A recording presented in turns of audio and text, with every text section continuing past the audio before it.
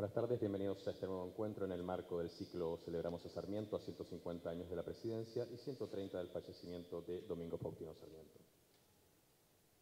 Celebramos a Sarmiento tiene como objeto conocer, repensar y provocar lecturas y debates sobre este educador, escritor, periodista, militar, inventor, sobre su obra y sus facetas, muchas veces desconocidas. A efectos de dar comienzo a esta jornada del ciclo, nos dirigirá unas palabras la licenciada María Inés Rodríguez Aguilar, en representación de la Directora General de Cultura del Senado, licenciada Liliana Varela. Buenas tardes. Es un gusto que nos acompañen en esta tórrida e inquieta tarde del mes de noviembre.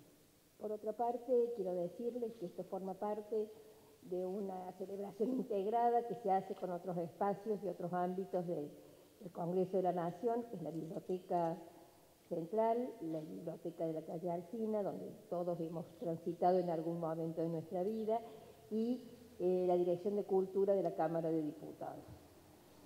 Este proyecto tiene como fin inicial poner en cuestión a un estadista del siglo XIX. Y así empezamos andando y tuvimos el placer de encontrarnos con las lecturas que tienen de larga data, que nos acompañó siempre el libro de Adrián Amante, a quien debo agradecer en esta oportunidad la gentileza de haber convencido a excelentes representantes de los estudiosos de la literatura que hoy nos acompañan. Hoy cuando buscaba los antecedentes de Julio Schwarzman y leía el título de ese tomo, el tomo 2 de la literatura crítica, de la historia de la literatura crítica, y se llamaba La lucha de los lenguajes, se llama y dije, si hay alguien que domesticó el lenguaje para su estrategia de vida fue Sarmiento. Así que en atención a eso, calificados estudiosos de la literatura nos van a hablar de los lenguajes. El lenguaje es la primera llave para entrar a los razonamientos, pensamientos, sensibilidades, temperamentos de quienes escriben. Así que con esos sentidos hemos convocado a Roca, que es un uruguayo, que es doctor en letras, doctorado de la Universidad de San Pablo, que se ha dedicado al estudio de la literatura rioplatense. Bueno, así que con ese fantasma del viaje de Sarmiento y su llegada a Montevideo, abrimos la mesa para que Roca nos deleite con esa puesta en escena de este Sarmiento del Uruguay o lo que él elija, porque de esto se trata, que cada uno tiene su mirada, su interpelación y su reflexión. Así que bueno, gracias por acompañarnos. Qué eufemismo que es la literatura rioplatense, esa palabra que es para un poco diluir competencias, viejas competencias del siglo XIX. Bueno. Ay, por favor, esto pesa. Buenas tardes a todos y a todas, como se dice ahora. Sí, sobre esto último, antes de que me olvide, no creo que era Macedonio Fernández que decía que los mejores escritores argentinos nacieron en Montevideo. Así que, bueno, digamos que podríamos empezar, digamos, como ven, he citado a un escritor argentino. Yo quería agradecer antes que nada la amabilidad que han tenido en invitarme a participar con ustedes de este ciclo que ha contado con la presencia de especialistas verdaderos, auténticos en Sarmiento. Yo soy apenas un lector, que apenas se ha escrito algunas cosas laterales a propósito de temas que justamente le han importado a Sarmiento, pero no más allá de eso. Y quizá si algo puedo o podría eventualmente aportar hoy o a partir de hoy, es desde ese lugar,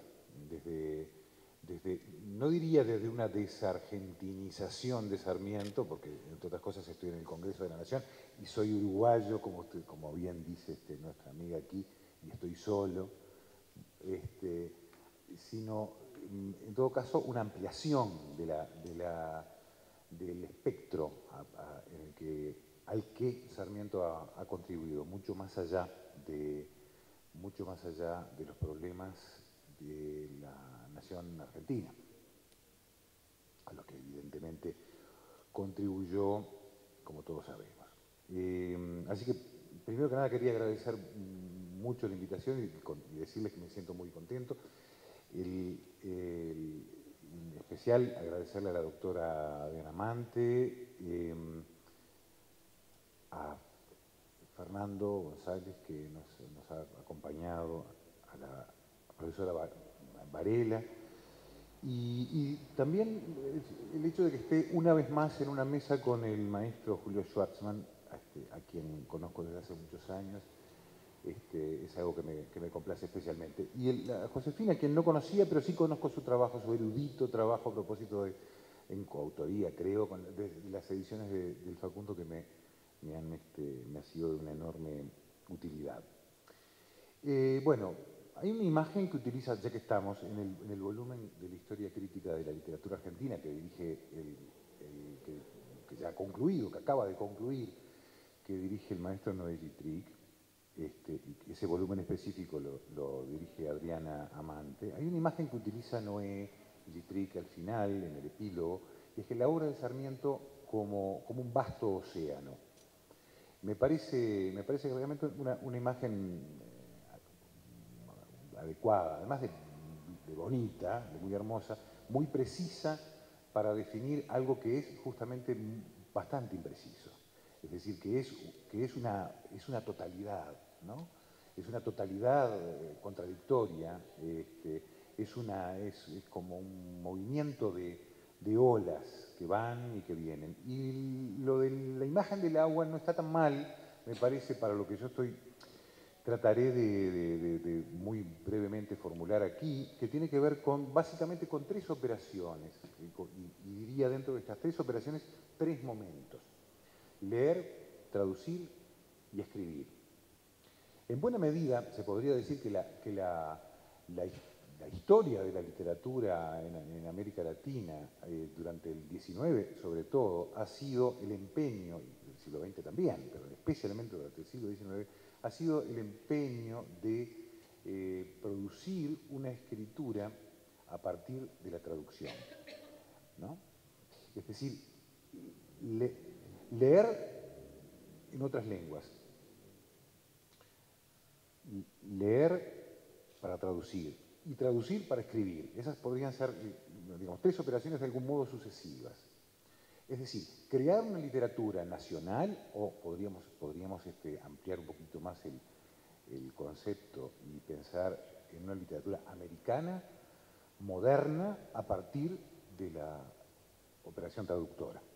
En ese plano, como sabemos, y lo sabemos por los estudios ya clásicos de Noé Gittrick, de Ricardo Piglia, etc., en ese plano la figura de Sarmiento es una figura clave para la literatura argentina, pero también es una figura clave para la literatura americana.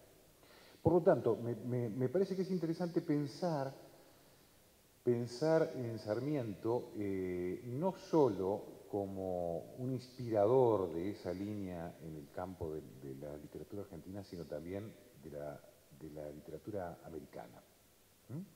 Bueno, yo quisiera hacer entonces, por tanto, apenas ese pequeño recorte, que tiene que ver con Sarmiento como pensador sobre la ilustración americana, pensador de la ilustración americana. Y para eso me parece que es interesante tomar en cuenta una imagen muy poderosa, que además es muy bella, que sucede en Montevideo.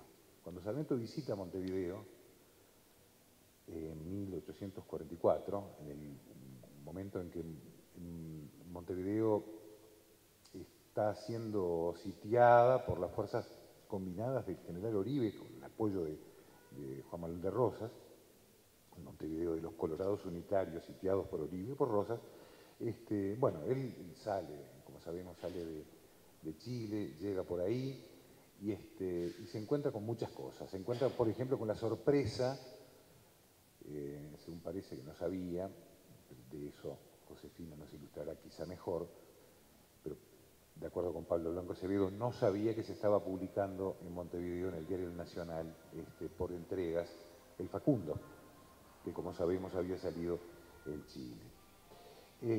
Bueno, ahí pasa unos días, cosa que como todos sabemos, se lo cuenta en la famosa carta a Vicente Fidel López, y hay una imagen que me parece que viene al caso de lo que quiero plantearles.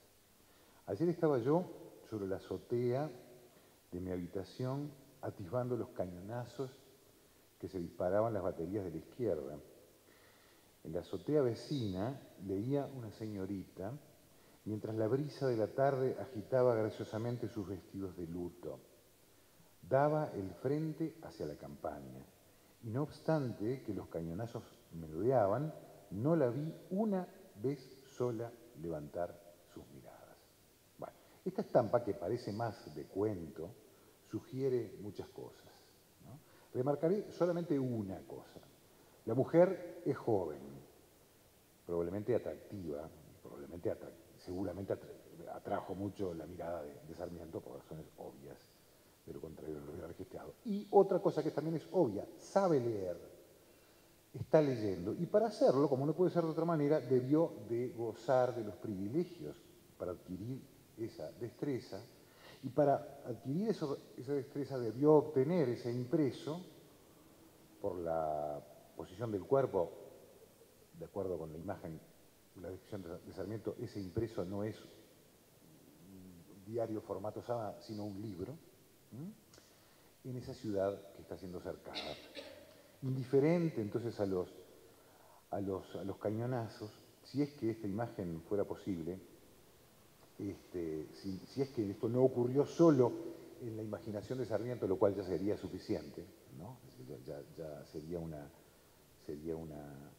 causa suficiente de lectura, digamos así, para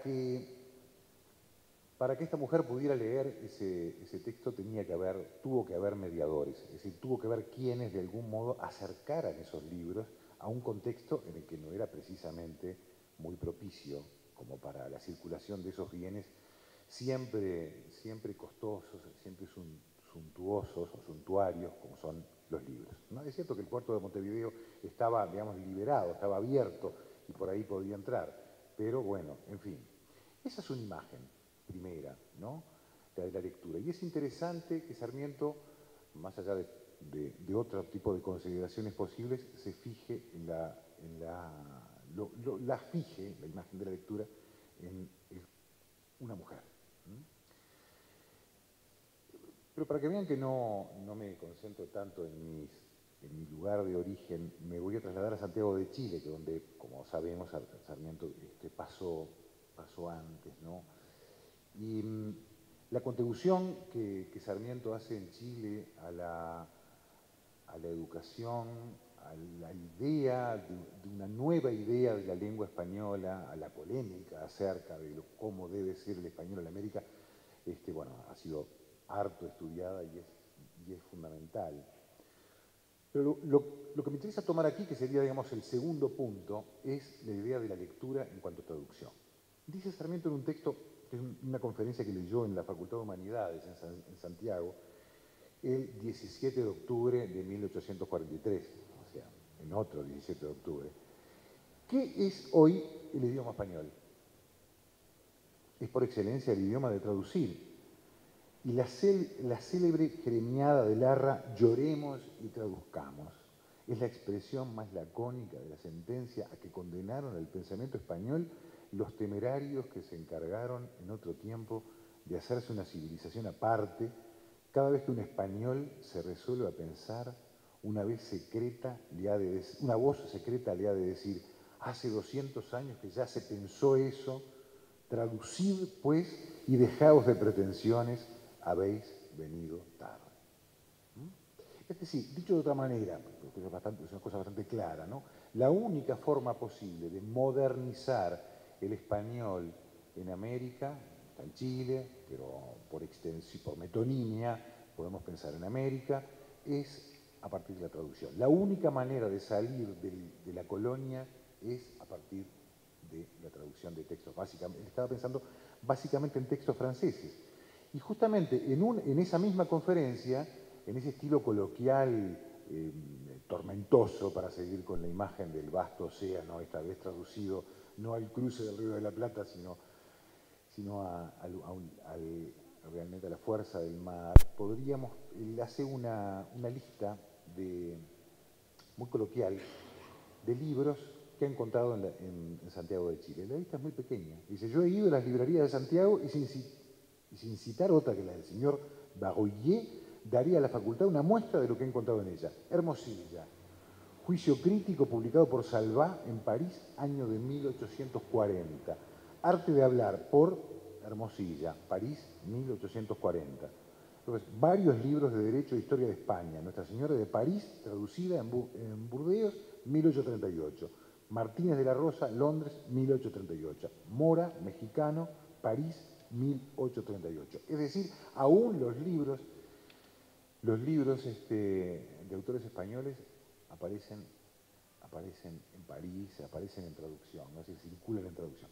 Dicho sea de paso, y como nota al pie, los dos primeros libros que menciona son las traducciones de Gómez de Hermosilla, de un retórico neoclásico español, que son los únicos dos libros que se comprobó apenas unos años después que tenían propiedad Isidore Ducas, que se había llevado de aquel Montevideo sitiado en el que había nacido en 1846, en abril de 46 se había llevado a París cuando su padre lo mandó a estudiar en París. Los únicos dos libros que poseyó, sabemos porque en fin está su firma autógrafa, hace muchos años que esto fue descubierto, son estos dos libros de Gómez de Hermosilla. Es decir, que la idea de la traducción es una idea que también va y viene, ¿no? Es decir, el texto neoclásico de Hermosilla, que de alguna forma sería como la idea opuesta a la concepción de la literatura, de la escritura que puede llegar a tener Sarmiento, sin embargo alimenta o podría haber alimentado la idea de la imagen del castellano que mantuvo ese joven montevideano que se formó en un montevideano por lo menos bilingüe, ¿no? En el Montevideo del sitio en el que Sarmiento había pasado y había visto a aquella muchacha vestida de luto, a la que el viento le agitaba el vestido, leyendo seguramente no a Hermosilla, pero sí probablemente un folletín. Es decir, un texto en general traducido, como sabemos el folletín es un sistema, digamos, primero es un sistema editorial y luego un sistema narrativo, un sistema ficcional que aparece justamente por esos años en Francia y simultáneamente empieza a multiplicarse por todas partes del llamado mundo occidental, al menos en América Latina, y el propio Sarmiento es responsable en el progreso de Chile de la publicación de varios de ellos. Es decir, y este es un punto interesante, la traducción no solamente es un acto de conocimiento y de apropiación de la cultura moderna, sino sobre todo de la ficción moderna. O dicho de otra manera, es a través de la novela moderna que Sarmiento está proponiendo, y es quizá uno de los, hasta donde sé, de los primeros en hacerlo en América, está proponiendo que la forma en cómo los americanos pueden llegar a conocer y apropiarse mejor del mundo contemporáneo. Eso lo dice expresamente en otro texto que se llama Bibliotecas Locales, que aparece publicado en el Monitor de las Escuelas Primarias, ya después de la caída de Rosas, el 15 de julio del 53, en el que hace esta evaluación, que es un parrafito que puede resultarle quizá un poquito largo, pero vale la pena que lo lea. A la Biblia, pues, se han sucedido los libros profanos, y entre estos libros, vergüenza da decirlo y hasta profanación parece, las novelas. Las novelas han sido y continúan siendo hasta hoy el estimulante en la lectura, en los pueblos que, como los nuestros, carecen de nociones generales de historia propia, de debates religiosos o políticos y de nociones científicos de industrias.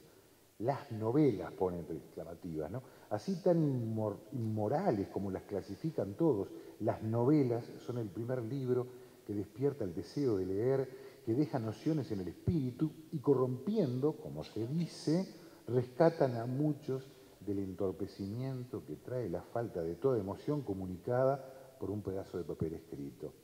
No hacemos el elogio de la novela cuando quisiéramos, por el contrario, sustituirle por libros más provechosos. De hecho, hace el elogio de la novela. Y si lo volvemos a vincular con la chica que lee en Montevideo, mientras las balas de cañón le pasan por la cabeza según la imagen de Sarmiento, bueno, es muy claro que las novelas son las que producen no solamente una fruición, sino una forma de apropiación nueva del mundo, ¿no? Y una forma de enajenación, de salida de ese mundo que de algún modo es un mundo terrible, ¿no? Bueno, el último punto que quería plantear, y con esto los dejo, es algo a propósito de lo cual hemos aprendido mucho, sobre todo de los trabajos últimos del profesor Schwarzman, ¿no? Que es el Sarmiento que desde la letra de imprenta, como se llama esta serie, ¿no?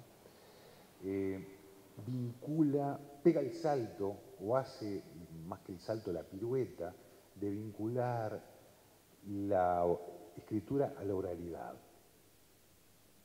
Cuando Sarmiento llega a Montevideo, le escribe, ahora sí vuelvo a Montevideo, le escribe a Vicente Fidel López, y aquí no tengo la cita, pero más o menos me acuerdo de memoria, dice, a mí me retosan las fibras, dice, cuando leo los versos de Bartolomé Hidalgo y los de Hilario Escazú, que están aquí en boca de todos, dice. Me retosan las fibras, es literal, y el que están aquí en boca de todos también es literal. Lo otro es simplemente una imagen en mi recuerdo. Uno lee eso y puede llegar a pensar, ¿quiénes son estos todos, no? En cuyas bocas estarían esos versos? Son los sujetos populares a los cuales Sarmiento había no precisamente tratado con demasiado cariño en el Facundo, aunque como confirmación de su hipótesis del gaucho cantor sería, ¿no? Y los versos de Hidalgo de Ascazú sería justamente la prueba de la expresión de ese espíritu, del espíritu posible de una cultura y de una civilización en el bárbaro. Bueno, o es otra invención de Sarmiento, o son los cultos, son los civilizados los que se han apropiado de esos versos justamente para usarlos como una pedagogía frente a aquellos que no han llegado aún, no han tenido aún, como la chica que lee en la azotea, la posibilidad de la lectura. Bueno, ese es un tercer punto que apenas tiro como un apunte para que seguramente el profesor Schwarzman lo pueda desarrollar mejor, como ya lo ha hecho en su libro Letras Gauchas. Bueno, era eso. Les agradezco mucho.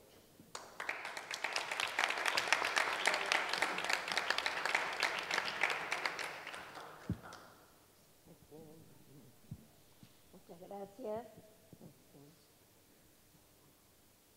Muy sugerente todo esto. Vamos a presentar a la licenciada Cabot, licenciada en Letras, doctoranda en la Universidad de Buenos Aires, docente además de la UBA. Debe pertenecer a las huestes de Adriana Amante. Por lo tanto, ya sabemos, va a salir muy buena. Conoce como nadie las ediciones del Facundo y es la autora de la bibliografía del tomo de Sarmiento, editado por la Historia de la Literatura. Y acá me voy a permitir una reflexión. Nosotros en el ámbito de haber generado esta muestra y de haber pensado Sarmiento, entramos en conocimiento de una señora que se llama Julio Tolenghi. Julio Tolenghi es una señora que yo creo que tenía como una patología con Sarmiento. Escribió 500 páginas de la vida de Sarmiento día por día. Y dedicó eso su vida, y además logró cosas milagrosas como hablar de la vida espiritual de Sarmiento, hizo una selección del epistolario, y yo, que soy una señora muy anciana, que vengo de otras tradiciones que acá no se usan, he recorrido muchas bibliografías, muchas cronologías, muchas biobibliografías, y yo creí que ya nadie hacía eso, que habían ganado otras condiciones de producciones historiográficas para la literatura y la historia, pero con placer he visto que esta joven ha cumplido con ese rol tan imprescindible para entender los procesos y entender la historia de las ediciones. En general, el solo cruzar los años de edición, el solo mirar quién lo editó, en qué lugar se editó, ya es un aire de renovación para quienes no somos expertos en los temas. Ya sabemos por dónde estuvo, por dónde anduvo, a quién llegó. Así que, bueno, ella nos hablará de esta cosa de la imprenta, de lo vital y lo imprescindible para el saber y la vida que es la imprenta. Así que, bueno, señorita, señora, no sabremos, quiere... Bueno, gracias por las palabras. Espero cumplir con algunas de las demandas. Quien no va a salir del atolladero de la bibliografía puede con cualquier cosa. No, bueno, tomando en cuenta el título de la mesa, quería compartir algunas ideas en relación con Sarmiento y la imprenta, y ideas que también entran en diálogo con trabajos que han abordado aspectos del tema, no sé, por mencionar algunos, los trabajos de Adriana Amante, de Hernán Paz, Javier Planas, Bernardo Subercasó en Chile, y también con el equipo de Cátedra de Literatura Argentina 1B, que comparto y que dirige Adriana y que dirigió Julio Schwarzman, que son también fuente siempre de trabajo y de comprobar y de probar hipótesis. Así que bueno, eso por un lado, agradecer también a Adriana por la invitación, a Adriana Varela y bueno, a todo el personal y los que organizan esta mesa. Un placer participar con estos compañeros. Para comenzar a desandar entonces este camino, esta relación de Sarmiento y la imprenta, me gustaría traer una escena que Sarmiento narra en 1886 en la vida de Dominguito. Ese texto que seguramente algunos habrán leído, un texto muy personal donde cuenta la vida de ese niño que fue su hijo y que murió 20 años atrás en la Guerra del Paraguay. La escena que seleccioné nos retrotrae a 1854 y nos traslada a Santiago de Chile, donde sabemos Sarmiento estaba viviendo desde fines del año 40, como cuenta en aquel comienzo tan emblemático del Facundo, uno de sus comienzos. Entonces digo, Sarmiento en 1854 en Chile, Sarmiento y Dominguito. El padre le ha enseñado al hijo a andar a caballo y juntos emprendieron una travesía a Mendoza, ya están de vuelta en Chile, y Sarmiento, que es tan afecto a buscar puntos de escansión en la vida propia y en la de los demás, va a decir, aquí se ha terminado la infancia del niño, ahora comienza la adultez. Entonces va a buscar formas de educar a ese niño para convertirlo en un adulto. El modelo de Benjamin Franklin se va a convertir, como lo fue para su propia vida, también en un ejemplo para tomar algunos valores que él quiere inculcar a Dominguito, fundamentalmente lucro, economía, ideas morales. Pronto se presenta la situación para la aplicación práctica de estos conocimientos. En Santiago de Chile y en Valparaíso se corre el rumor de que se acerca la fiebre amarilla, pero que una oración a Santa Brígida, apoyada sobre el estómago, acompañada del rezo de unos Padre Nuestros y de unos Ave Marías, puede ayudar a proteger de la enfermedad. Sarmiento, sin ocultar lo cómico que le resulta la situación, también nos muestra que encuentra en esa superstición una beta económica y lucrativa. Hay que imprimir esa especie de antídoto religioso, entonces dice, qué mejor que lo haga Dominguito, así ¿no? Aprende a partir de su primera experiencia laboral. Entonces, con esa tarea asignada, el niño se presenta en la imprenta de Belín y compañía. Allí lo manda Sarmiento. Y pide, dice Sarmiento con aires de persona, que llamen al dueño, Monsieur Belin. El diálogo se desarrolla mientras comen. El chico intenta negociar un precio, el impresor le sigue el juego.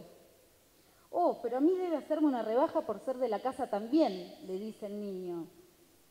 Y el otro le va a replicar, veremos de qué se trata, impostando seriedad mientras hace que calcule un presupuesto y en efecto acepta el trabajo. Finalmente las oraciones se imprimen, Dominguito consigue que una tía muy devota las distribuya entre los fieles, gana dinero, pero finalmente lo malgasta y pasa de feliz mercader a pequeño empresario en bancarrota. Me interesa esta idea porque creo que puede funcionar, esta escena, porque creo que puede funcionar como punto de partida para algo de lo que quería pensar hoy, que es cómo la imprenta, en cuanto que espacio, práctica y oficio, pero también como modo de vida, como imaginario simbólico y como cúmulo de saberes técnicos, definió algunas de las modalidades por las cuales Sarmiento se configuró como escritor, como letrado y como hombre público. En principio me quiero centrar en ese momento en que Dominguito reclama un descuento porque es de la casa. Un pedido que nos dice Sarmiento se realiza mientras come sentado en un escritorio con el impresor. Comenzamos entonces a imaginarnos el espacio físico de la imprenta, ¿no? ¿Dónde habrá ocurrido? ¿Qué habría? ¿Un escritorio? ¿Mesas de imposición? ¿Habría oficiales trabajando? Pero también empezamos a percibirlo como un lugar de pertenencia porque en efecto lo era. Sarmiento también era uno de los dueños del establecimiento que había fundado en 1848 con Belín. Como es sabido, Sarmiento lo había conocido a Belín en Europa mientras hacía su viaje investigando los sistemas educativos por el mundo, que lo llevó por Europa, por África y por América, y se habían encontrado en las afueras de París tomando un curso de cría de gusano de seda, una industria que Sarmiento estaba obsesionado con instalar en Chile por los beneficios económicos y sociales que podía traer. Entonces, Belín pudo haber reunido ahí algunas de las condiciones que a Sarmiento lo habrían seducido para invitarlo a venir a América, ¿no? Digamos, podía ser un buen ejemplo de la inmigración inteligente que él bregaba por traer en Facundo. Belín no solo era o pretendía ser agricultor, sino que además, y esto es importante, era maestro tipógrafo, lo cual no habrá sido menor para Sarmiento, que desde su llegada a Chile venía escribiendo artículos sobre el estado del mercado de libros, la necesidad de que la imprenta se desarrollara como industria, que se generaran públicos lectores. Belín finalmente viene a América, invitado por Sarmiento, llega a Chile en mayo de 1848 y juntos fundan una imprenta, asociados con un chileno, Ramón Rengifo, que es el que pone gran parte del capital. La imprenta pronto se va a convertir en un emprendimiento familiar, porque Belín se casa con Ana Faustina, la hija de Sarmiento. Entonces vamos a ver cómo ese espacio se convierte, digamos, no solo en un espacio de trabajo, sino también en un emprendimiento familiar. Y va a ser para Sarmiento un centro vital y un centro de operaciones diversas. Entonces me interesa pensar qué es lo que hace Sarmiento cuando tiene su propia imprenta, ¿no? Alguien que siempre estuvo preocupado por promover el desarrollo. Esos años que van entre el 48 y el 55, que es cuando él vuelve de su viaje, son años de gran estabilidad personal, ¿no? Ahí se casa con Benita Pastoriza, lo adopta a Dominguito, trae a su madre, se instala en Yungay, en las afueras, una vida quizás un poco más tranquila. Pero también son unos años de gran producción escrita, ¿no? Durante esos años va a publicar, entre otros, Educación Popular, Los viajes en Europa, África y América, Recuerdos de provincia, Argirópolis, una segunda edición de Facundo, el periódico La Crónica, que dirige y que redacta, y también la revista El Monitor, dedicada a temas educativos. Todas estas obras fueron publicadas por su imprenta y ser dueño del taller, propongo, le permitía no solo armar un catálogo editorial a su medida, sino también, ¿no?, difundir a imprimir sus obras nodales. Esa relación de Sarmiento con la imprenta, además con el espacio, era cotidiana. Como recupera en la vida de Dominguito, como podemos rastrear en ese libro, viajaba frecuentemente de Yungay, a veces iba acompañado por su hijo para corregir pruebas de galera, y también algunos de los asuntos que sucedían en la imprenta se trataban después en la mesa familiar, ¿sí? Se discutían, formaban parte de la charla cotidiana. Pero además, el libro de cuentas de la imprenta, el libro de contabilidad del primer año de funcionamiento de este taller de impresión, da cuenta de algunas tareas que Sarmiento realizaba en y para la imprenta. Por ejemplo, aparecen a su nombre algunos intercambios de dinero, no está especificado para qué, pero sí aparece su nombre y también el de Benita. Recordemos que Benita, su esposa, tenía un cierto capital económico y que cuando se separan se va a quejar de que Sarmiento malgastó gran parte de su dinero. Entonces aparece Sarmiento, aparece Benita, y algo que me resulta interesante y en relación con lo que comentaba Pablo, aparecen algunos pedidos que hace Sarmiento de libros a Francia y que los cuela junto con los cajones que la imprenta encargaba con tipos o con utensilios o materiales de imprenta para funcionar en Chile. Entonces él aprovechaba el pedido general del establecimiento para mandarse a pedir libros que los pagaba de su bolsillo y también para pedir herramientas como moreras, podadoras, tijeras, herramientas que usaba otra vez con su otra obsesión industrial, la sericicultura, ¿no? Entonces, como esas dos prácticas en paralelo todo el tiempo y condensadas en el lugar de la imprenta y en la figura de Belín que le habilitaba los dos placeres, digamos.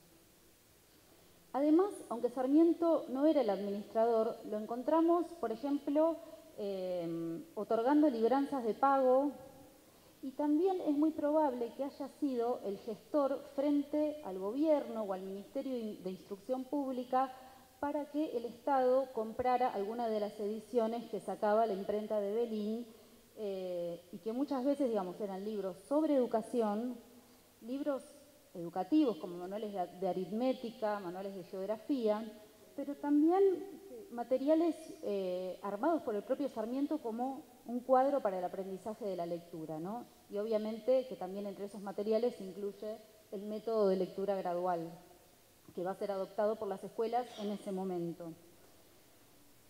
La sociedad de Sarmiento con Belín, pienso, también le provee a Sarmiento, lo provee de una serie de saberes técnicos sobre la imprenta que si antes intuía, ahora los puede conceptualizar y ponerlos a funcionar para pensar su propia obra. Bernardo Subercaseaux, en su historia del libro El Chile, ha planteado cómo Sarmiento, como pocos, siempre tuvo una doble conciencia del libro como bien simbólico y como bien material en el sentido de bien de consumo, ¿no? Un objeto industrial. Recordemos nosotros ahora esa beta comercial que él había visto al impreso cuando propuso copiar y reproducir las oraciones de Santa Brígida. Pero a esto agregaría que la suya es una mirada que nunca deja de lado el aspecto material del libro en cuanto que objeto estético y objeto bello. Y eso es algo que él lo va a tener muy presente respecto de sus propias ediciones.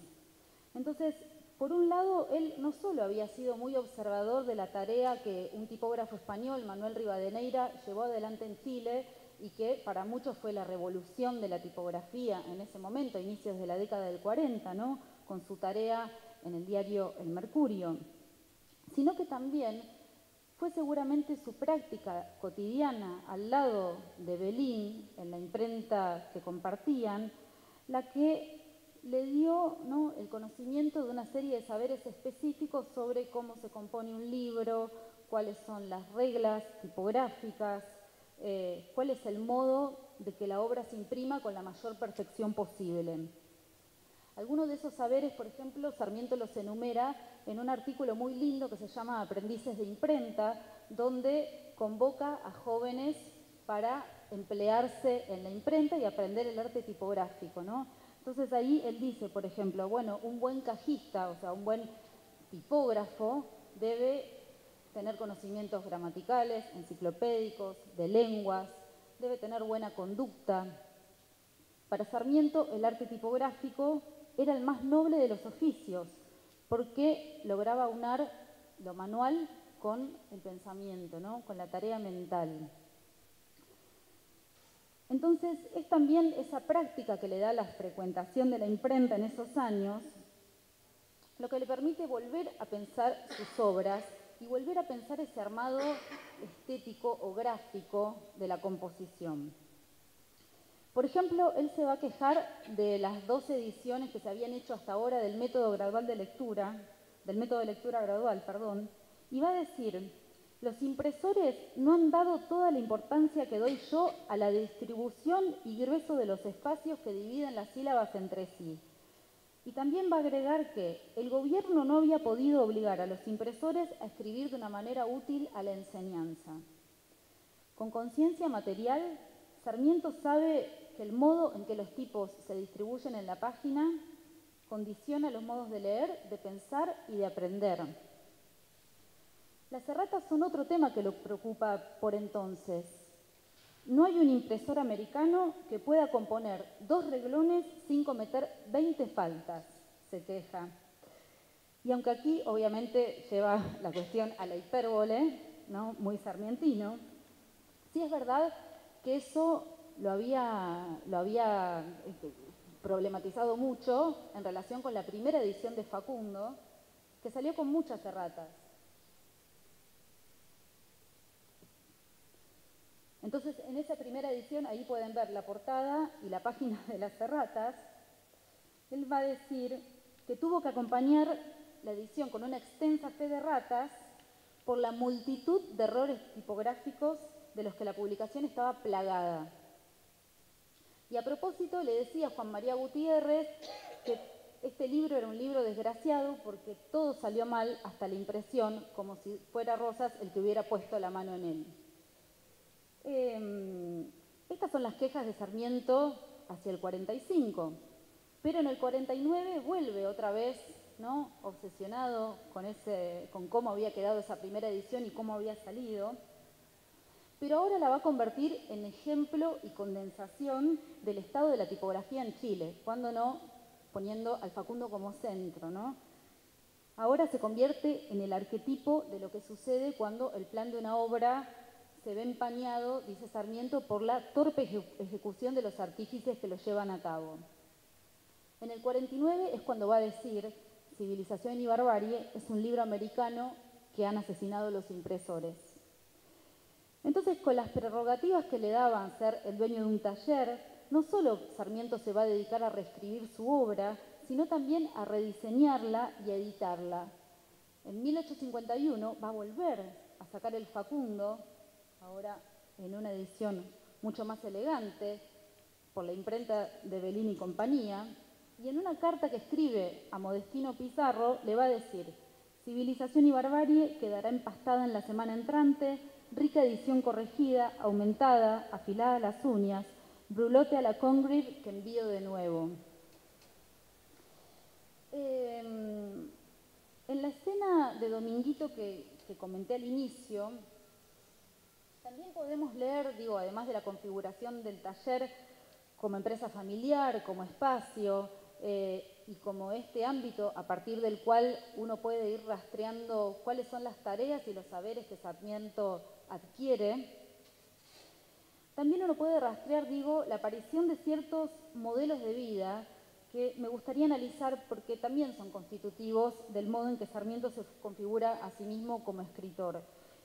Por un lado, en el proyecto lucrativo que Sarmiento diseña para Dominguito, sin duda resuena esa imagen de los niños norteamericanos que había visto en su reciente viaje, ¿no?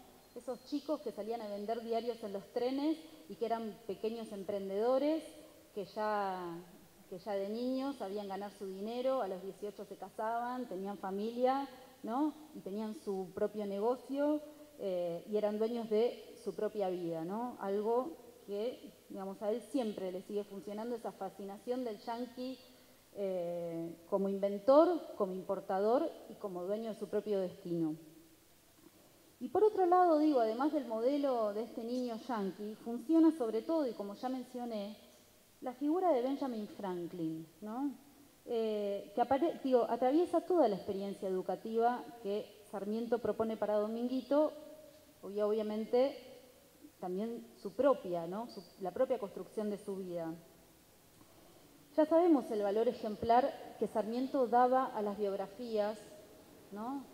Las leía y las escribía con profusión, y entre ellas siempre resalta, ¿no?, el valor que le daba a la vida de Franklin. Hay una escena que han trabajado Silvia Molloy y Beatriz Sarlo y Carlos Altamirano, que trabajaron con la ejemplaridad que se construye en Sarmiento, en Recuerdos de Provincia, sobre todo a partir de la figura de Franklin. Pero me interesa volver a contarles esa escena, ¿no?, de Recuerdos de Provincia. Ahí dice Sarmiento: yo me sentía Franklin, ¿y por qué no?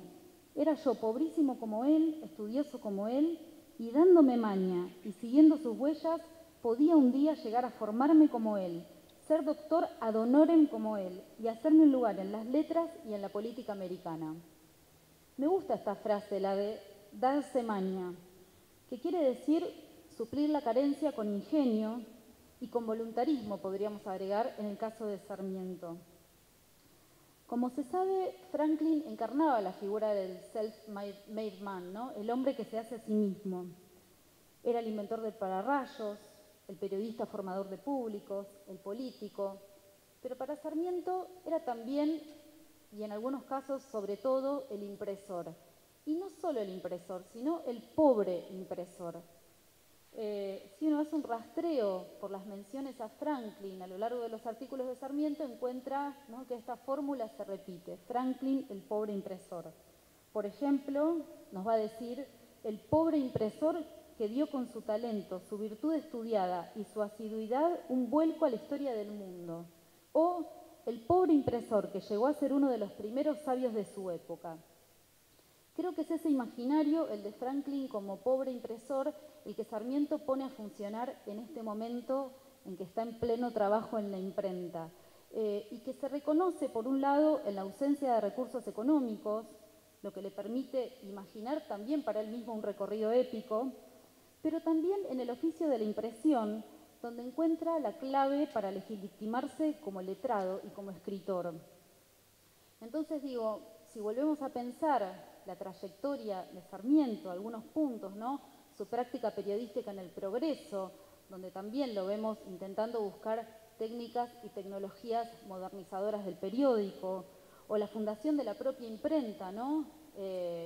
Ahí no solo intentando generar una industria, sino estimular el progreso del arte tipográfico en Chile.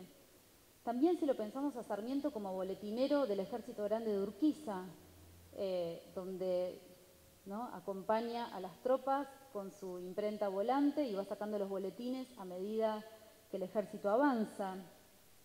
Digo, hay muchas imágenes en las que Sarmiento aparece imprimiendo o relacionado con la imprenta, pero hay una que me parece que condensa mucho de esto, y es algo que le escribe en una carta de 1853 que le envía al presidente de la Cámara de Justicia de Buenos Aires, donde le pide que le otorguen el doctorado en leyes, ¿no?, y hace una especie de descripción de los méritos por los cuales ese doctorado le debería ser otorgado. Nosotros ya sabemos que finalmente se convertirá doctor en Michigan a fin de la década del 60, pero él ya lo buscaba en ese momento. Y no queda claro en qué tono lo hace. Estoy siguiendo acá el recorte que hace Augusto Belín en las obras completas, pero Sarmiento se presenta de esta forma. Dice: Domingo Faustino Sarmiento, natural de la provincia de San Juan, de padres nobles y de fortuna escasa, de profesión impresor y por amor a su país, escritor publicista. En ese mismo texto, Sarmiento colocaba como ejemplo de comparación al impresor Franklin, a quien le había sido otorgado un doctorado en Oxford. Entonces digo, otros van a ser los modelos y las figuras de escritor y hombre público que Sarmiento va a tramar a la par de estos y de aquí en adelante. pero a fines de la década del 40 uno podría pensar que encuentra en el oficio de impresor una clave para imaginar, parafraseando un título de un artículo que dedica a la vida de Franklin, el camino de la fortuna. Bueno, gracias.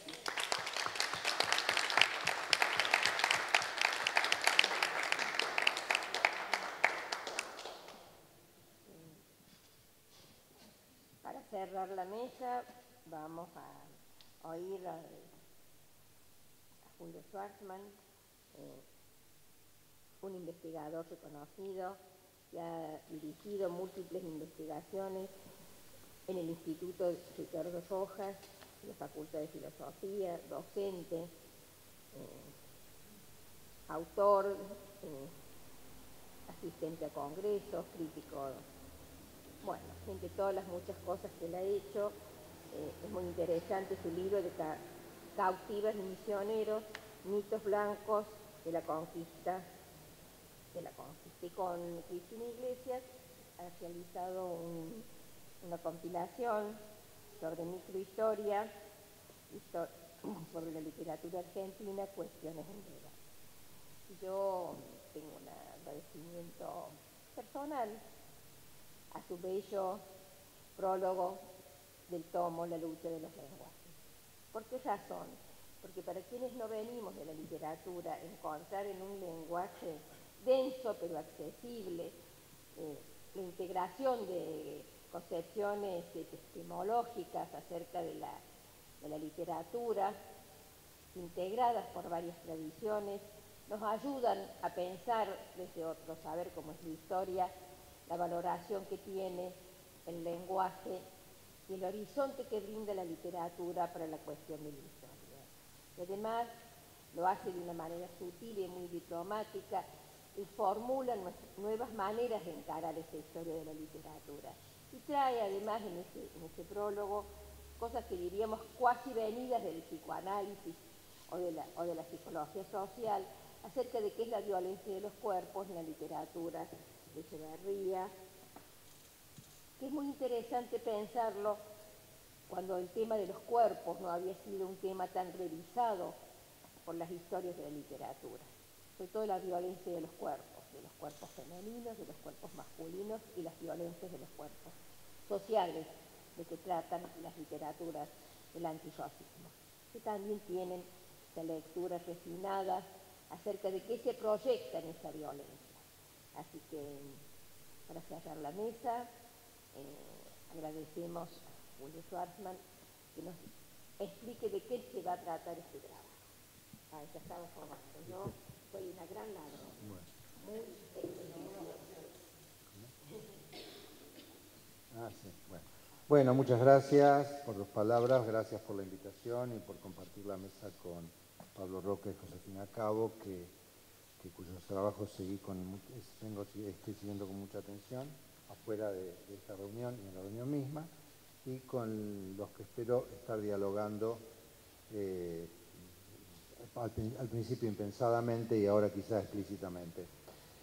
Voy a partir con alguna obviedad y poca originalidad de un fragmento del capítulo, del famosísimo y citadísimo capítulo 2 del Facundo, con alguna variación de acuerdo a las ediciones, pero que básicamente ha quedado como el capítulo 2, que es Originalidad y caracteres argentinos, tan original que ostenta la J en la originalidad y en lo argentino. Es un capítulo que además ha sido quizá el más antologizado en la currícula escolar, o sea, ha sido una lectura fundamental de generaciones y ha modelado la forma de pensar la realidad social argentina y sus sujetos rurales, sobre todo, durante muchísimo tiempo y quizá todavía sin haber sido superada del todo, ¿no? Yo sobre ese capítulo, a lo largo de los años, he vuelto una y otra vez sobre dos minúsculos fragmentos que son los siguientes. Primero, aquel en que Sarmiento se pregunta ¿Qué impresiones ha de dejar en el habitante de la República Argentina el simple acto de clavar los ojos en el horizonte y ver? No ver nada. Porque cuanto más hunde los ojos en aquel horizonte incierto, vaporoso, indefinido, más se le aleja, más lo fascina, lo confunde y lo sume en la contemplación y la duda. Levanto la línea tonal de duda porque Sarmiento ha tenido que cerrar el interrogante, nunca abierto con un carácter no alfabético, cuando dice qué impresiones ha de dejar. Es decir, es una pregunta, nos olvidamos que lo es porque tiende a la aserción del no dejar, del no ver nada, pero al mismo tiempo cierra una frase que termina con la palabra duda y la exacerba con ese cierre de interrogación que bueno, recuerdo que en su célebre poema Darío hablaba del cuello del gran cisne blanco que me interroga, ¿no? Entonces acá este cuello de cisne del cierre de pregunta, que nunca abrió, insisto, contraviniendo la ortografía española, que es la única lengua que prácticamente utiliza esa apertura, con mucha sabiduría, porque Sarmiento sabe que la línea tonal de la pregunta se cierra en un punto claro, pero empieza en un punto incierto. El otro fragmento con el que he trabajado bastante está bajo el subtítulo del rastreador, donde se describe la primorosa expertise del gaucho Calíbar, que acusa unos 80 años al momento de la escritura del Facundo y del que cuenta la exquisita clase de semiología natural cuando el rastreo de un delincuente en estos términos. El prófugo aprovechaba todos los accidentes del suelo para no dejar huellas, cuadras enteras había marchado pisando con la punta del pie, trepábase enseguida a las murallas bajas, cruzaba un sitio y volvía para atrás. Calíbar lo seguía sin perder la pista. Si le sucedía momentáneamente extraviarse, al hallarla de nuevo exclamaba: ¿dónde te me has dir? Me has dir, ¿no? Sarmiento ensaya el estilo directo gaucho, deja de hablar por un momento desde ese lugar del ensayismo sociológico / narrativo y deja lugar a la palabra gaucha, algo que en términos absolutos solo va a consumar el género que el Facundo recorta por excepción, que es la, como señaló Ludmer, que es la gauchesca. Pero ahora quiero detenerme en otro tramo del mismo capítulo, decisivo, y es la parte referida a el cantor. Recordemos, es la última entrada de la serie cuatripartita, cuyos tres tipos anteriores son el rastreador, el vaquiano, el gaucho malo. En ella Sarmiento cuenta quizá por primera vez, casi simultáneamente con el médico y científico Francisco Javier Muñiz, y su pequeño léxico Voces usadas en las Repúblicas del Plata, sin ser conscientes ni uno ni el otro de esta simultaneidad, una historia de delito inducido por el Estado injusto, leva forzosa, deserción, persecución y lucha entre el fuera de la ley y las fuerzas del orden, relato que encontrará su versión definitiva un cuarto de siglo después en el gaucho Martín Fierro, aunque sin el detalle específico que se va a introducir ahora. Uno de los finales de esta historia, que Sarmiento empieza acá a narrar, junto con Muñiz, digo, no sabemos si en los hechos históricos de la vida del bandido Juan Moreira, en el momento de su muerte en el almacén, pulpería y prostíbulo La Estrella de Lobos, en abril de 1874, pero sí con certeza en las páginas del folletín de Eduardo Gutiérrez, que lleva su nombre, fines del 79, comienzos de 1880, publicado en La Patria Argentina de Buenos Aires, dice así, ¿no? En el preciso momento en que el sargento Chirino lo sorprende trepando la tapia y lo ensarta desde la espalda con la bayoneta, atravesándole el pulmón, saliendo por el pecho e incrustándose en el muro, Moreira se voltea, apunta su pistola al sargento mientras le dice esta frase clave: no podés negar que sos justicia. Este perfecto epítome de una concepción que reúne en la palabra justicia todas las maldades e iniquidades posibles del sistema, se encuentra una de las claves de la ideología argentina. Pues bien, la parte de la que me ocuparé brevemente hoy, en el Facundo, en este condensador de problemas que es el capítulo 2, es la siguiente. El año 1840, entre un grupo de gauchos y a orillas del majestuoso Paraná, estaba sentado en el suelo y con las piernas cruzadas. Esta imagen se reproduce en la ilustración de La Vuelta del Martín Fierro de Cleriche, de una manera que un gran crítico uruguayo del poema, que es Vicente Rossi, comenta sarcásticamente como si fuera, podemos decir, indostánica, ¿me explico? Es decir, como si fuera de la tradición de brahmánica. ¿Okay? Sí, claro. Bueno, entonces, estaba sentado en el suelo y con las piernas cruzadas un cantor en bastardilla sarmientina que tenía azorado y divertido a su auditorio con la larga y animada historia de sus trabajos y aventuras. Trabajos en el sentido de los de Persiles y Segismunda, ¿no? Había ya contado lo del rapto de la querida, con los trabajos que sufrió, lo de la desgracia, otra itálica sarmientina, y la disputa que la motivó. Estaba refiriendo su encuentro con la partida y las puñaladas que en su defensa dio. Es decir, todo este periodo es cansino, casi administrativo, casi repetitivo, porque aunque este relato lo estamos escuchando desde Sarmiento por primera vez, trasunta que es una larga parla repetida de las aventuras del gaucho, ¿no? Incluso con ese final agudo del pretérito. Y además la desgracia en bastardilla indica esa tirria sarmientina sobre el hecho de que el gaucho malo, y este cantor es un gaucho malo, considera desgraciarse el haber matado a otro, ¿no? Quiere decir, Sarmiento está pensando en si esto es una desgracia para el gaucho que lo mató, ¿cómo llamaríamos a la muerte de su víctima, ¿no? Entonces está lleno de ironías y dobleces es todo esto. Entonces ya había contado todo eso. Estaba refiriendo, simultaneidad ya, su encuentro con la partida y las puñaladas que en su defensa dio, decía, cuando el tropel y los gritos de los soldados le avisaron que esta vez estaba cercado. Es decir, Cortázar diría continuidad de los parques. Está contando su asedio por la partida y el relato es interrumpido por la partida que lo asedia. La partida, en efecto, se había cerrado en forma de herradura. La abertura que daba hacia el Paraná, que corría 20 varas más abajo, tal era la altura de la barranca. El cantor oyó la grita sin turbarse. Viósele de improviso sobre el caballo, ¿no? Sabiduría de narrador. Venía hablando del sujeto narrador y ahora son los otros los que lo ven de repente en otra posición. Velocidad.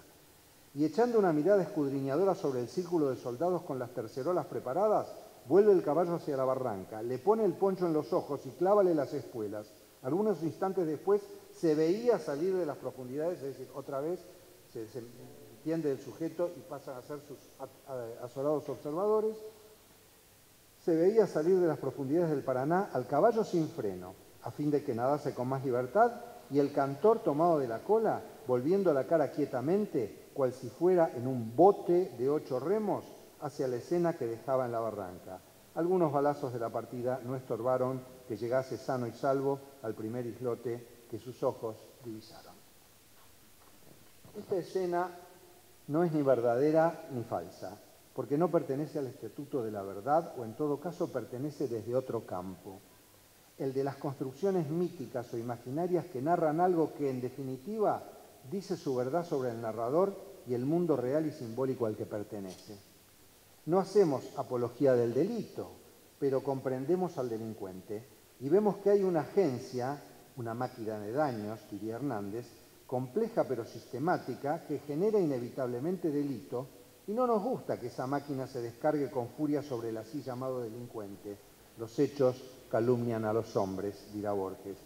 Por eso queremos que el delincuente huya y se salve. Por eso contamos su huida y su salvación. Por eso tenemos que narrar obstáculos insalvables para que lo salve. para su vindicación y la nuestra, y para nuestra alegría, y para que lo supere, y para nuestro alivio. Hasta ahí Sarmiento. Esto ocurre en 1845, textualmente hablando. Voy a saltar a 1873 y a Antonio Lussich.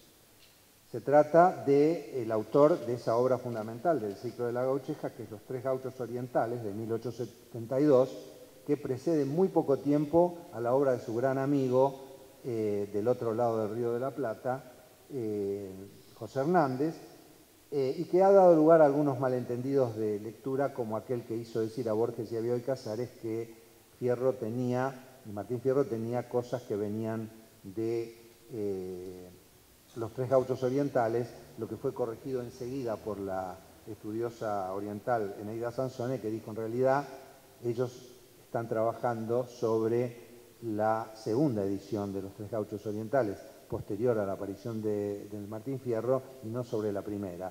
Fue Lussich quien se inspiró en algunos hallazgos de la Sextina Hernandiana para refinar el texto de Los Tres Gauchos Orientales, sin negar la posible interinfluencia de ambos textos en el diálogo de sus propios autores y de las propias obras, ¿no? Ahora, en 1873, muy poco después, sale la continuación, El Matrero Luciano Santos, o también, según otra edición, El Matrero Luciano Santos y Los Tres Gauchos Orientales, y finalmente, luego, Cantalicio Quirós y Miterio Castro en un baile del Club Uruguay, que en la cuarta edición, en 1883, forma un gran poema único con todos los demás.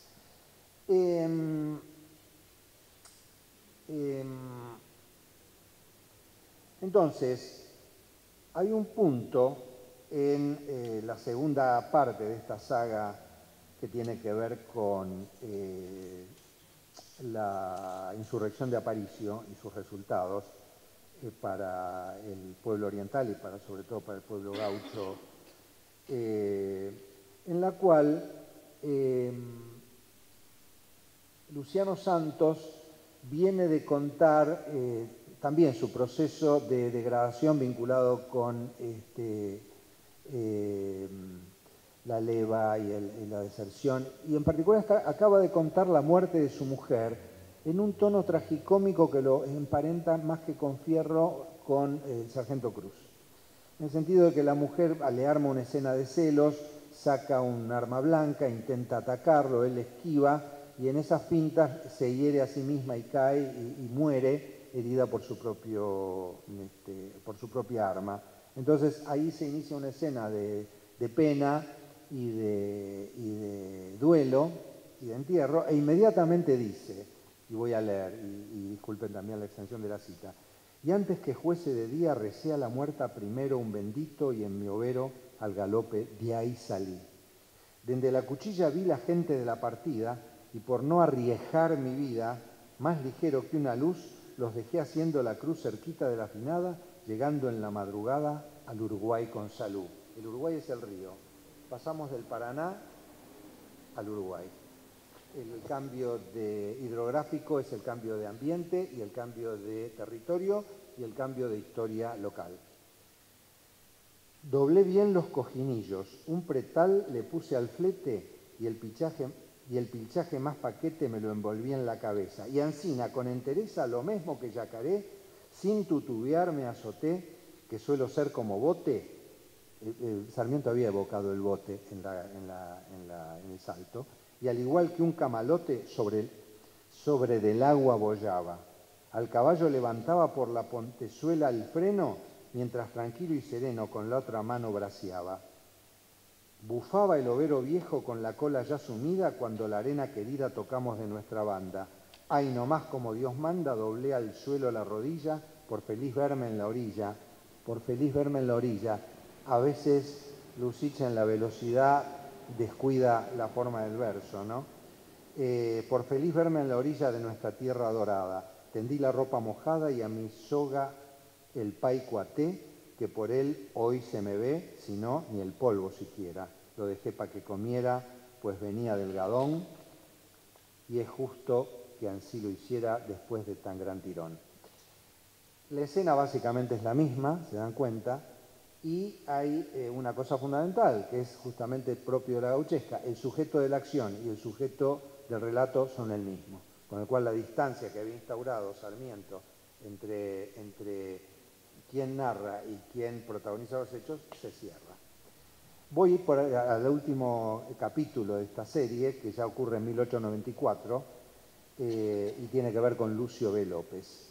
El 2 de noviembre de 1894, La Nación de Buenos Aires publicó un cuento de López, conocido entonces, el autor, y después ya en el canon pedagógico de la literatura argentina por su novela La Gran Aldea, Costumbres Bonaerenses, que había aparecido como folletín de Sudamérica, el diario, en 1882. Hijo del historiador Vicente Fidel López y nieto de Vicente López y Planes, Lucio recrea en este relato, El Salto de Ascochinga, las condiciones conflictivas, políticas y culturales que rigieron la vida pública argentina en la segunda mitad del siglo XIX, aunque para ello deba remontarse a un hecho histórico, dice el narrador, que habría ocurrido hacia 1839. Se trata de acontecimientos cuya fuente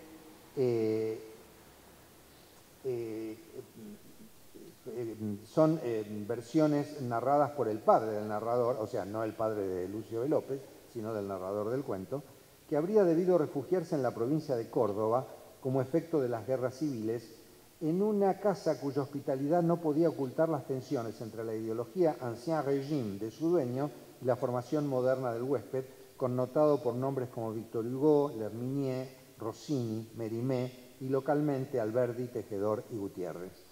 Aparece en la descripción de Córdoba la huella inevitablemente sarmientina, con referencias explícitas o con evocaciones del paisaje que remiten a la Biblia, tal como La Rioja del Facundo.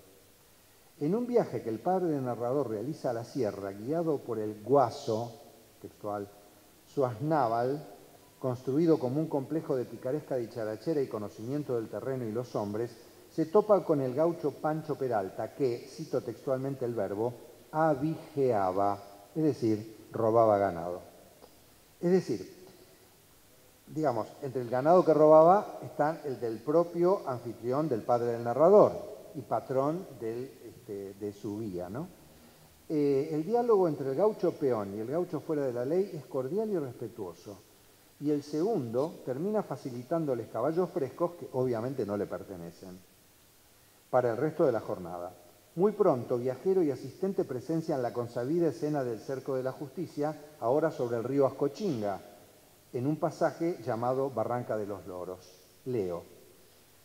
El gaucho había tenido que abandonar su arreo y toda su estrategia porfiaba por buscar el único paso vadeable del río, confiado en las patas de su bruto, con el cual parecía formar una sola sombra fugitiva.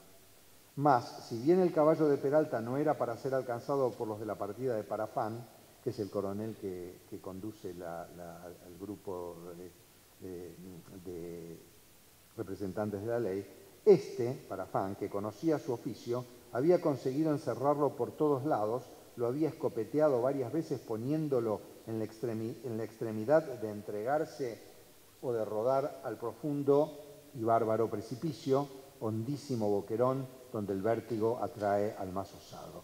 Entonces pudo verse un cuadro soberbio, una especie de juicio de Dios. El gaucho resuelto a jugar su vida, sus perseguidores empeñados en ganársela.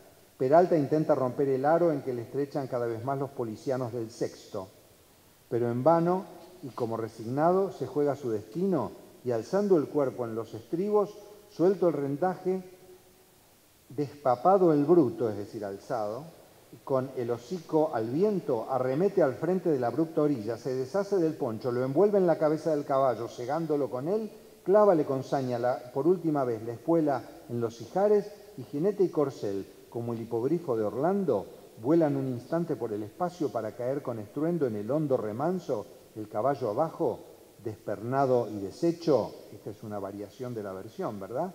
El jinete arriba e ileso, nadando fácilmente con una mano y con la otra golpeando la boca a sus perseguidores que se detienen atónitos como petrificados en la altura, mientras el fugitivo se escurre como un lagarto entre las breñas de la orilla opuesta. Lo narrado es un testimonio histórico, insiste el narrador.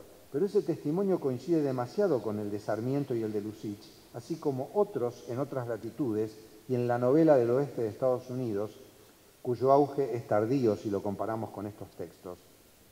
Si bien tuvo indudables precursores en el siglo XIX, como Fenimore Cooper, lectura predilecta y decisiva de Sarmiento, Bret Harte y Mark Twain, su desarrollo es posterior con los relatos de O. Henry, Stuart White, Sam Gray, Eugene Rhodes, Tuttle, Clarence Mulford, etc., e incluso del alemán Karl May. Todo esto coincidió con los primeros años y aún décadas del siglo XX, es decir, con el crecimiento del western cinematográfico, que es más importante que el literario, desde la época muda, pasando por la fijación del género con John Ford y llegando a la filmografía de Sam Peckinpah en los 60 y ya casi sobre nuestros días, con homenaje y con el filtro intermedio del llamado Spaghetti Western, con homenajes tardíos como los de los hermanos Coen y Quentin Tarantino. Sarmiento aparece así otra vez como precursor de nuestro western antes del original mismo, de nuestro Southern, saga de la Revolución Sudamericana, la independencia nacional, las guerras civiles y la trabajosa construcción de un Estado nacional en el que todavía estamos esperando que la palabra justicia guarde alguna relación con sus pretendidos sentidos originales. Gracias.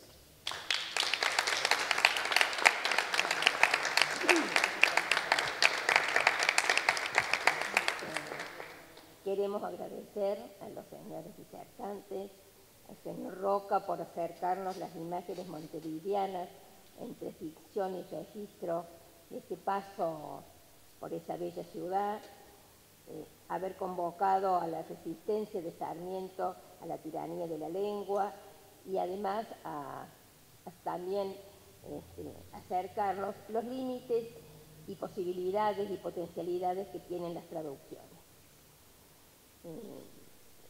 Josefina nos ha deleitado con una bella descripción del ámbito complejo de la edición, de la factura de la edición, del diseño, de la corrección, de la mecánica, que tiene un sabor y un olor para los que han sido tipógrafos muy especial, y también esa percepción que tiene de Sarmiento como gestor cultural de la industria y del mercado del libro. Es un pionero en América Latina en pensar esa posibilidad que da el libro como una industria y un saber y una posibilidad de expansión del sistema capitalista de consumo.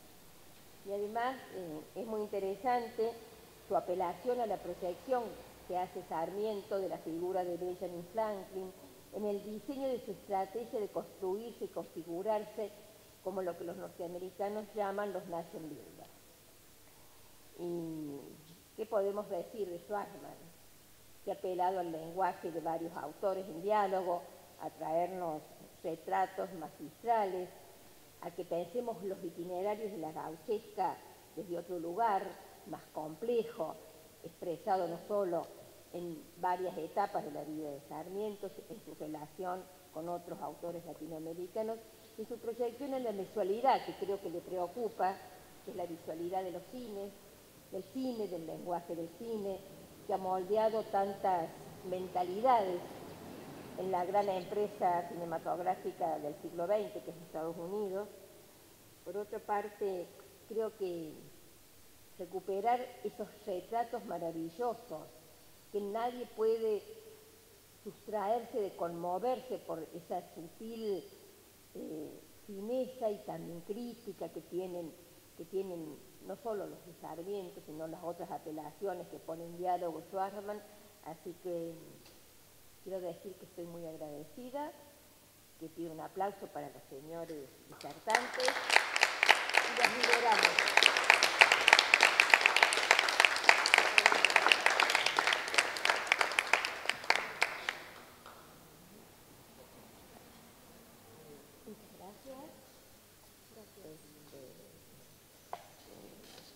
Esperamos verlos de nuevo cuando cerremos este ciclo, que no sabremos cuándo será, y